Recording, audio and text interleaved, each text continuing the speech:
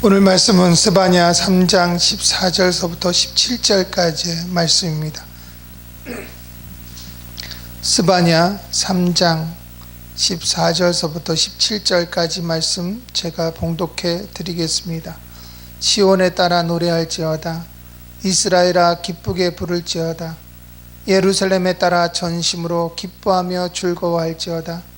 여호와가 너의 형벌을 제하였고 너의 원수를 쫓아내었으며 이스라엘 왕 여호와가 너희 중에 있으니 내가 다시는 화를 당할까 두려워하지 아니할 것이라.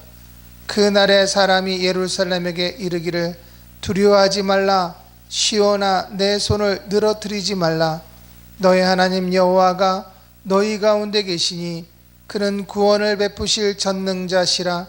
그가 너로 인하여 기쁨을 이기지 못하여 하시며 너를 잠잠히 사랑하시며 너로 인하여 즐거이 부르며 기뻐하시리라 하리라.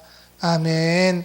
오늘 본문의 말씀을 가지고 잠잠히 사랑하시는 주님이라는 제목으로 하나님 말씀을 함께 나누고자 원합니다. 오늘 본문은 기뻐하며 즐거워할지어다 라고 그렇게 시작하고 있습니다. 그리고 그 기쁨으로 노래하며 기쁘게 부를지어다 라고 말씀을 하고 있습니다. 사실은 이 스바냐 이 선지자가 이 하나님의 말씀을 선포할 이 시기에는 이스라엘 민족의 역사적으로 보면 기쁨의 요소가 없는 시기입니다.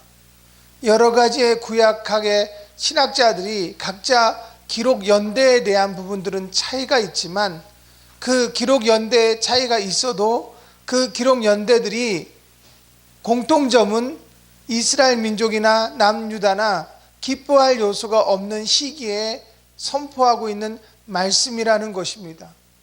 기뻐할 수 있는 의미, 기뻐할 수 있는 일이 없고 나라는 멸망에 가까워지고 그리고 민족은 포로로 잡혀가고 있는 이러한 시기에 하나님께서는 스바냐 선지자를 통하여서 이렇게 외칩니다. 이스라엘아 기쁘게 부를지어다. 예루살렘아 따라 전심으로 기뻐하며 즐거워할지어다 라고 그렇게 말씀하고 있다라는 것이죠. 우리와 저와 여러분들의 삶에 우리가 생각하는 기쁨의 요소, 우리가 생각하는 즐거움의 요소가 하나도 없을 수도 있습니다.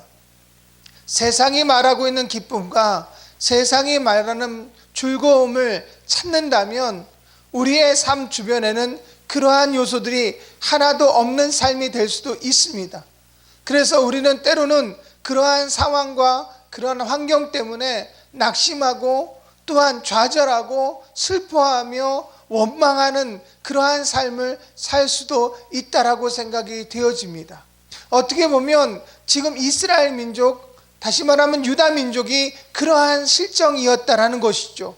그러한 실정에서 하나님은 스바냐 선지자를 통하여서 기뻐하라 즐거이 노래할지어다 라고 말씀하고 있습니다. 그 이유는 무엇일까요? 그것은 하나님께서 우리와 함께 하신다라는 말씀입니다. 너희가 기뻐하라, 너희는 즐거워하라. 너희가 기뻐하고 즐거워할 수 있는 이유는 내가 너희와 함께 한다라는 것이죠. 하박국 3장 17절과 18절의 말씀에 보면 이렇게 말씀합니다. 비록 무화과 나무가 무성하지 못하며 포도나무에 열매가 없으며 감람나무에 소출이 없으며 밭에 먹을 것이 없으며 우리의 양이 없으며 외양간에 소가 없을지라도 나는 여호와로 말미암아 즐거워하며 나의 구원의 하나님으로 말미암아 기뻐하리로다. 아멘. 하박국 선지자가 말하고 있는 기쁨의 요소들은 세상이 말하고 있는 모든 요소들을 이야기하고 있습니다. 무화과 나무의 무성함, 포도나무의 열매가 가득하고 감람나무의 소출이 많고 밭에 먹을 것이 많고 우리의 양이 많고 외양간에 소가 많다라는 것이죠. 이것은 세상이 말하고 있는 기쁨의 요소들입니다. 그러나 하박국 선지자는 이런 모든 것이 내게 없을지라도 나는 기뻐한다라는 것이죠. 그 이유는 여호와로 말미암아 즐거워한다라는 것입니다. 하나님이 우리와 함께 하시고 하나님이 우리를 인도하시고 하나님이 우리의 인생, 우리의 삶 가운데 이끌어 가시는 그 삶을 통하여서 우리는 기뻐한다라고 고백하고 있는 것입니다. 오늘 본문을 통해서 하나님은 우리에게 그렇게 말씀을 하십니다. 너희는 기뻐하라. 너희는 즐거이 노래할지어다. 그 이유는 내가 너와 함께 한다라는 것이죠. 예수님께서도 공생의 마지막에 고별 설교 가운데 이렇게 말씀합니다. 내가 이것을 너희에게 이름은 너희 안에 기쁨이 충만하기 위함이다 라고 말씀하고 있죠. 내가 너희에게 이것을 이름은 너희 안에 평화가 가득하기 위함이다 라고 말씀하면서 볼지어다 내가 세상 끝날까지 너희와 함께 할 것이라 두려워하지 마라 내가 세상을 이기었노라 라고 말씀하고 있습니다.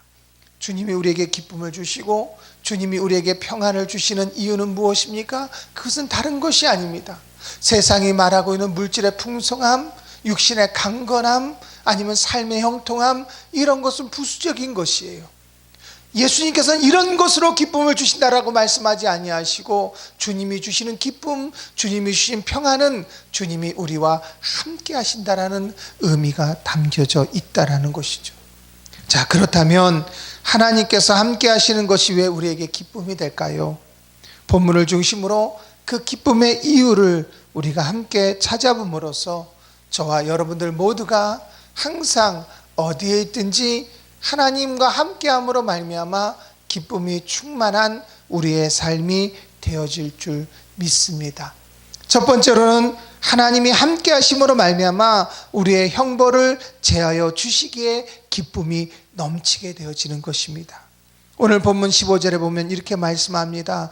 여호와께서 너의 형벌을 제하였고, 이 말씀은 여호와의 사제 은총을 나타내고 있습니다. 그리고 제하였다라는 말은 하나님께서 주권적으로 구원을 가로막을 수 있는 모든 것들을 완전히 제거하심을 의미합니다. 우리가 구원받는데 가장 큰 요소가 무엇입니까? 죄입니다. 그 죄로 인해서 우리에게 얻어지는 삶이 무엇입니까? 형벌의 삶이에요. 아담은 하나님께서 따먹지 말라는 선악과를 따먹고 난 다음에 그가 형벌을 받는 삶이 되었습니다. 첫 번째는 에덴에서 쫓겨났고요, 두 번째는 수고하여 땀을 흘려야만 소출을 얻을 것이고요, 세 번째는 그 땅은 아담에게 가시덤불을 낸다라고 그렇게 말씀하고 있다라는 것이죠. 그것은 형벌적인 삶입니다. 이러한 형벌은 곧 죄로 인해서 얻어지는 거예요. 죄는 하나님과 우리를 가로막고 있는 장벽입니다. 하나님과의 관계가 멀어지게 만드는 요소이기도 합니다. 하나님을 떠나가면서 살게 되어집니다. 하나님을 향해서 하나님을 바라보며 살아가야 될 인생이 이제 세상을 바라보며 살아가는 인생으로 바뀌어지는 것이 죄의 이유이기도 합니다. 그러나 오늘 하나님께서는 그렇게 말씀합니다. 여호와가 너의 형벌을 제하였다. 형벌을 제하였다라는 것은 바로 죄를 사하여 주셨다라는 겁니다. 그리고 그 죄를, 그 하나님의 은총, 하나님의 구원을 바로막는 모든 것을 완전히 제거하여 주심을 의미합니다. 하나님께서는 이미 저와 여러분들을 위해서 계획하시고 준비하신 구원의 큰 은혜가 있습니다. 그것이 바로 예수 그리스도십니다. 하나님은 예수님을 통하여서 단번에 우리의 모든 죄를 사하시고 이제 우리가 더 이상 제사를 드릴 필요가 없이 오직 예수님을 믿음으로 말미암아 우리의 모든 형벌과 우리의 모든 죄를 사하여 주신 은혜를 허락하여 주셨습니다. 이제는 더 이상 하나님의 형벌을 두려워할 필요가 없는 그러한 존재가 되어졌다라는 것이죠. 사도 바울은 구원의 기준을 하나님께 두고 있습니다. 즉 구원은 우리가 잘하였기 때문이 아니라 전적으로 하나님의 은혜로 이루어진 것입니다. 우리의 행위가 아니라 믿음으로 얻어지는 것이라고 말씀하고 있는 것이에요. 사도 바울은 율법주의자들과 유대주의자들을 배격하고 거짓 교사와 선지자들을 저주하는 이유는 바로 율법에는 죄사함이 없음에도 불구하고 그들은 율법으로 말미암아 온전해질 수 있다라고 성도들 그리고 그 백성들을 현혹했기 때문입니다. 오직 구원은 오직 예수 그리스도로 말미암아 얻어지는 거예요. 이것은 하나님이 전적으로 주신 것이며 거저 주신 것입니다. 이 은혜는, 하나님이 주신 이 구원의 은혜는 이 세상의 그 어떤 것으로도 그 값을 측정할 수 없기에 우리는 그 은혜를 갚을 길이 없다라고 고백하고 있는 것이죠. 구원이란 용서를 동반하고 있는 것입니다. 이 용서는 오직 하나님께 있는 고유의 권한이기도 합니다.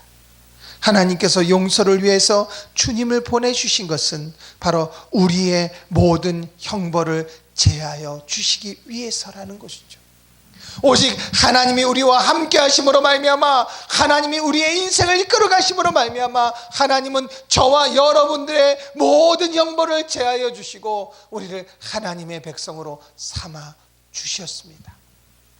이제는 저와 여러분들이 우리의 인생의 걸음을 걸어가면서 그 구원의 은혜, 그 구원의 감격으로 말미암아 항상 기뻐하고 항상 즐거이 하나님을 찬양하는 저와 여러분이 되어질 줄 믿습니다. 그 믿음이 우리로 하여금 살게 할 것이요, 그 믿음이 우리로 하여금 담대하게 할 것이며, 그 믿음이 우리를 어디로 가 있든지 당당하게 만드는 놀라운 은혜가 되어질 줄 믿습니다. 두 번째로, 하나님이 우리와 함께 하시기에 기쁨이 되어주십니다. 본문 16절에 보면 예루살렘에 이르기를 두려워하지 말라, 시온아 내 손을 늘어뜨리지 말라라고 말씀하고 있습니다. 손을 늘어뜨리다라는 것은 절망이나 낙심의 상태를 묘사하는 히브리적 표현입니다. 우리나라 말에 보면 어깨가 처졌다라는 표현과 비슷한 거예요. 낙심을 의미합니다. 그러나 하나님께서는 말씀하십니다. 시온아 내 손을 늘어뜨리지 말라, 예루살렘아 두려워하지 말라라고 말씀하고 있습니다. 우리가 좌절하고 낙심하지 않은 이유가 어디 있습니까? 우리가 두려워하지 않는 이유가 어디 있습니까? 그것은 하나님이 우리와 함께 하시기 때문이죠. 하나님이 함께하는 삶은 당당하게 믿음으로 나가는 삶입니다. 두려워하지 말라라는 명령은 구약 성경에 총 55번에 거쳐서 나옵니다. 그 중에 37회는 원수와 대적에 직면하게 됐을 때 하나님께서 그들의 백성에게 주신 말씀이고, 그리고 이때 두려워하지 말라 하는 것은 가장 큰 이유는 바로 하나님께서 그 백성과 함께 하셔서 그들을 건져내시고 구원하시겠다라는 말씀이기 때문입니다. 결국은 하나님께서는 내가 너에게 행하리라, 내가 너를 지켜주리라, 내가 너를 끝까지 함께하리라, 그러니 너는 두려워하지 말라라고 말씀하고 있는 것입니다. 하나님께서는 여호수아에게도 말합니다. 모압 평지에서 모세가 하나님의 부름을 받고 떠나갑니다. 모세의 시종으로 있던 여호수아가 모세의 뒤를 이어서 이스라엘 민족의 지도자가 되어져서 가나안에 들어가야 됩니다. 그러나 여호수아는 두려웠습니다. 과연 우리 모세 선생님과 함께 있었던 하나님이 나와 함께 하실까? 모세를 이끌어 가셨던 하나님이 나도 이끌어 가실까? 기도할 때마다 응답하시고 부르짖을 때마다 역사하신 그 하나님이 나와 함께 할까?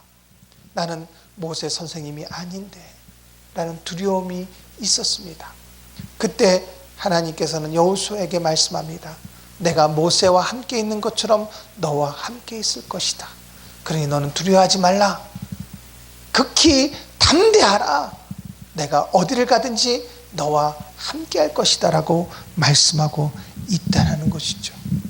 우리가 두려워하지 않을 이유는 오직 한 가지, 하나님이 우리와 함께 하시기 때문입니다. 하나님이 함께하는 삶은 두려움이 없습니다. 담대합니다. 그 두려움을 이길 수 있는 능력을 주십니다. 제가 목회한 지가 한 20년이 됩니다. 10년 정도는 부교육자를 사역을 했고 10년 정도는 이제 담임 목회자로 사역을 하게 되었습니다. 그런데 하나님께서 은혜롭게 이 부교육자 때부터 강의를 하게 하셔서 지금 약 10년 정도의 강의를 하고 있습니다. 개척하고 난 다음에 한 2년 됐을 때 몸에 이상 징후가 생기기 시작했어요. 몸은 나른해지고요. 몸에 힘이 들어가지를 않습니다. 그리고 항상 어떠한 상황, 특히나 환절기 때나 이럴 때에는 머리가 너무나 아프고요. 온몸이 아침에 잠을 자고 일어나도 그 피로함이 풀리지 않은 상태에서 그러한 몸 상태가 되었어요. 그래서 가까운 병원에 찾아가 봤습니다. 가까운 병원에 찾아갔더니 한번 큰 병원에 가보는 게 낫겠다라고 얘기를 합니다. 그 순간에 저도 모르게 저한테 두려움이 찾아왔어요. 이러다가 하나님이 데려가시면 어떡할까? 몸이 이렇게 힘든 상황인데 여기서 만약에 큰 병이라도 나면 교회는 더 이상 내가 목회할 수 있는 상황은 안 될 것이요, 가정에서는 그만한 병을 감당할 수 있는 물질적인 여유도 없는 상태인데 내가 이 상태에서 몸이 아프면 어떡하지라는 두려움이 찾아오기 시작합니다. 그러한 동안에 이제 몸에서 피가 나기 시작해요. 피가 멈춰지지를 않습니다. 이제 더 이상 몸이 지탱할 수 있는 힘이 없습니다. 그러나 하나님께서 그런 말씀을 하십니다. 기도하는데 나에게 마음을 다해 기도하라. 그래서 저녁에 12시에 기도하기 시작합니다. 처음에는 100일을 작정하고 기도하였습니다. 기도하면 할수록 몸은 더 아파집니다. 더 힘들어지고 기도하면 할수록 더 마음에는 불안함이 찾아옵니다. 이러다가 주님께로 가면 이러다가 죽으면 어떡할까라는 두려움이 엄습해 오기 시작합니다. 그러나 아무한테도 말할 수 있는 상황이 안 됐습니다.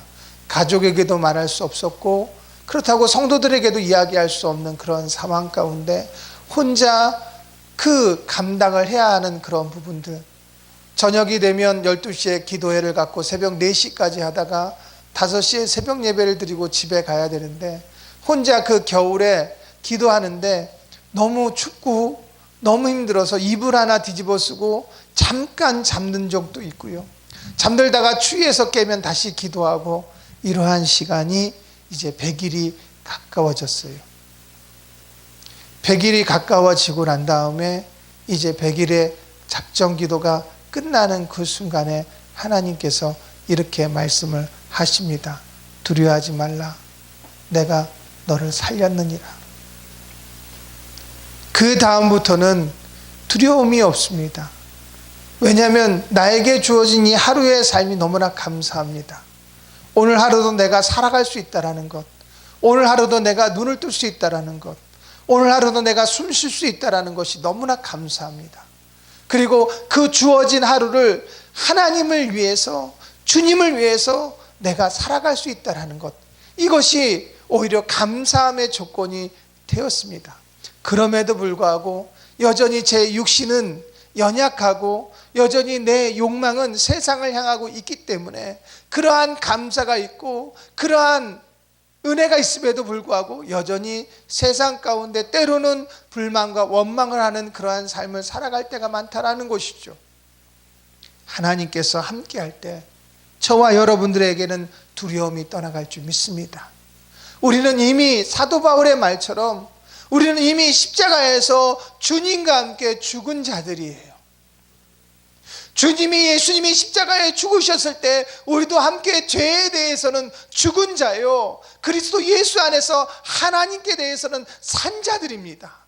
죄에 대해서 죽은 자들이기 때문에 이제 우리가 살아가는 이 하루하루의 삶은 하나님께서 은혜로 주신 생명임을 믿으시기 바랍니다. 죄에 대해서 죽은 자들이기 때문에 더 이상 죽음이 두려워하지 않습니다. 죄에서 죽은 자들이기 때문에 사망 권세가 두렵지 않습니다. 저와 여러분들이 오늘 하루 살아가고 이 하루에 눈을 뜬다는 것은 하나님이 나에게 생명을 허락하신 그 은혜가 있음을 믿으시기 바랍니다. 하나님과 함께 한다는 것, 그것은 그리스도 예수 안에서, 하나님 안에서 다시 생명이 살아났다라는 것의 증거임을 믿으시기 바랍니다. 그렇기 때문에 사랑하는 성도 여러분, 손을 늘어뜨리지 마시기 바랍니다. 낙심하지 마세요. 두려워하지 마세요. 하나님께서 함께 하셔서 저와 여러분들의 삶과 인생 가운데 하나님이 이루시고자 하는 놀라운 일들을 다 이루시고, 그 일들을 감당할 수 있는 힘과 능력도 주시고 넉넉히 승리할 수 있는 은혜도 주실 줄 믿습니다. 우리가 기뻐하는 것은 하나님이 함께 하시기 때문에, 그 하나님이 함께 하시는 그 자체가 저와 여러분들의 기쁨의 이유이고 기쁨의 원천이 되어질 줄 믿습니다. 마지막 세 번째로는 잠잠히 사랑하시기에 기쁨이 되어집니다. 오늘 본문 17절에 보면 이렇게 말씀합니다. 너희 하나님 여호와가 너희 가운데 계시니 그는 구원을 베푸실 전능자시라. 그가 너로 인하여 기쁨을 이기지 못하여 하시며 너를 잠잠히 사랑하시며 너로 인하여 즐거이 부르며 기뻐하시리라. 아멘. 오늘 본문은 하나님의 사랑을 나타내고 있어요. 하나님의 사랑을 표현할 때 잠잠히 사랑하신다라고 표현하고 있습니다. 이 말씀을 직역하면 그의 사랑 안에서 그가 잠잠하실 것이다 라고 직역할 수 있어요. 그러나 이를 우리가 잘못 해석하면 조용하고 차분하게 너를 향하여 여호와께서 사랑을 베푸실 것이다 라고 이렇게 해석할 수 있다는 것이죠. 그러나 이러한 해석은 맞는 해석이 아닙니다. 이 말씀은 사랑을 주다, 사랑을 베풀다 라는 말씀이 강하게 내포되어지고 있습니다. 하나님께서는 우리에게 사랑을 주시는 분이며 사랑을 베푸시는 분이시다라는 것이죠. 그 사랑 안에서 스스로 만족하시고 기뻐하시며 조용히 그 사랑을 향유하시고 음미하신다라는 것을 의미합니다. 하나님의 기쁨은 하나님이 저와 여러분들에게 사랑을 주시는 거예요. 사랑을 베푸시는 거예요. 그 사랑을 받는 저와 여러분들이 그 사랑으로 기뻐하고 그 사랑으로 즐거워할 때 하나님은 그 모습을 보시고 그 기쁨을 느끼신다라는 것이죠. 그 기쁨을 하나님께서는 음미하신다라는 그런 의미를 가지고 있습니다. 이 말씀은 바로 저와 여러분들을 향한 하나님의 사랑이 그렇게 애틋하다라는 것이죠. 하나님은 우리에게 사랑을 주지 못해서, 하나님은 우리에게 사랑을 베풀지 못해서 참을 수 없는 그러한 놀라운 애틋함이 있음을 믿으시기 바랍니다. 그래서 17절 하반절에 보면 이렇게 말씀합니다. 너로 인하여 즐거이 부르며 기뻐하시리라고 말씀하고 있다는 거죠. 저와 여러분들, 우리의 주어진 삶의 처지, 우리가 어느 곳에 살아가고 어떠한 환경 가운데 있다는 것, 그것도 우리에게 많은 요소가 되어질 수 있습니다. 그러나 그거보다 더 중요한 것은 하나님이 저와 여러분들을 향하여 사랑을 주시고자 원하시고 사랑을 베푸시고자 원하신다라는 거예요. 그리고 그 사랑을 받고 그 사랑의 베품 안에서 우리가 기쁨을 누리고 하나님의 은혜 안에서 그 삶을 살아갈 때 하나님은 저와 여러분들의 그 모습을 보시고 기뻐하시고 즐거워하신다라고 말씀하고 있다라는 겁니다. 하나님의 기쁨이 바로 저와 여러분이세요. 하나님의 즐거움의 요소가 저와 여러분임을 믿으시기 바랍니다. 하나님이 무엇으로 기뻐하실까요? 바로 저와 여러분들을 통하여서 기뻐하신다라는 것을 잊어버리지 마시기 바랍니다. 우리가 믿음을 살아가고 우리가 믿음을 지켜나가며 우리에게 주어진 환경 가운데서 우리가 예수님의 증거하고 복음 가운데 살아가고 있는 것은 우리의 삶을 통하여서 하나님이 기뻐하신다라는 거예요. 우리의 삶을 통해서 하나님은 그 기쁨을 음미하시고 그 기쁨을 향유하신다라는 것을 믿으시기 바랍니다. 그래서 하나님은 저와 여러분을 잠잠히 사랑하세요. 사랑의 강도가 낮거나 사랑의 강도가 뜨겁지 않다라는 의미가 아니라 하나님은 그 풍성한 사랑을 음미하심을 의미하고 있다라는 것이죠. 그러한 사랑이 저와 여러분들을 향하고 있기 때문에 저와 여러분들은 하나님과 함께하는 그 삶을 통하여서 기뻐하게 되어짐을 믿으시기를 주님의 이름으로 간절히 부탁을 드립니다. 세계 가운데 선교지에 가보면 참 위험한 요소들이 많습니다. 지금도 도처에서 길거리에서 참수를 당하거나 순교를 당하는 사람이 한둘이 아닙니다. 각 나라마다 그런 것이 이슈화되거나 아니면 신문에 뉴스화되어지면 나라에 대한, 그리고 여러 민족 간의 그런 갈등, 이런 부분이 있어서 그런 것을 차단하기 때문에 세계 가운데 드러나지 않지만 지금도 여전히 각 나라마다 복음을 위해서 순교하는 자들이 많다라는 것이죠. 그러한 가운데서도 담대할 수 있는 것은 하나님이 함께 하시기 때문입니다. 그리고 그러한 나라 가운데 우리가 살아감에도 불구하고 두려워하지 않고 낙심하지 않는 것은 하나님의 사랑이 저와 여러분들을 향하고 있기 때문이죠. 우리에게 주어진 모든 삶에서 잠잠히 사랑하시는 하나님의 그 은혜를 통하여서 마음껏 기뻐하시고 마음껏 즐거워하시며 항상 하나님을 찬양하는 복된 저와 여러분들의 모습이 되어지시기를 주님의 이름으로 간절히 부탁을 드립니다.